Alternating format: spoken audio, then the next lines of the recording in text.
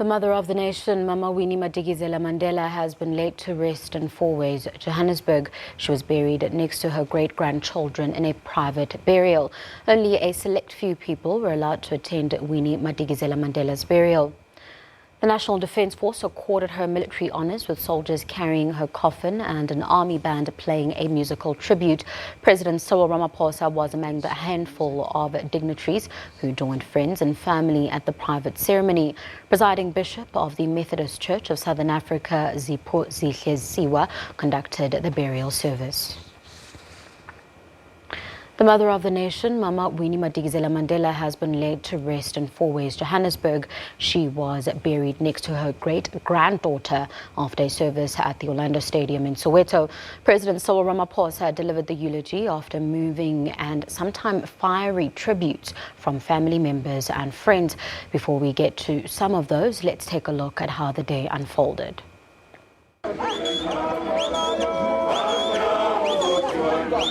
There were prayers for Mama Winnie at her family home before the cortege made its way to Orlando Stadium.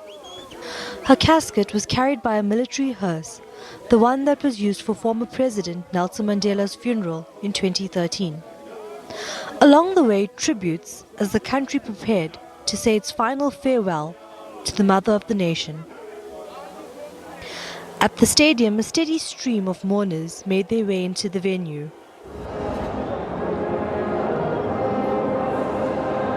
The casket, draped in the South African flag, a reflection of a country united in grief for the mother of the nation. A friend and former colleague of Mama Winnie, who worked with her at Baragwanath Hospital, spoke of how Mama Winnie took the role of being a social worker beyond the four walls of the hospital, and how she insisted they go out in society to assist the many people who face social ills. Winnie loved her work, and children came first, so she was at the right place. She was fearless when putting things right for children. For instance, making sure that errant fathers are forced by the courts to pay maintenance. Those men had no escape when she took on such cases. She was such a good friend and colleague. Her daughters struggled to contain their emotions as they paid tribute to their mother. My mother's life was a remarkable one.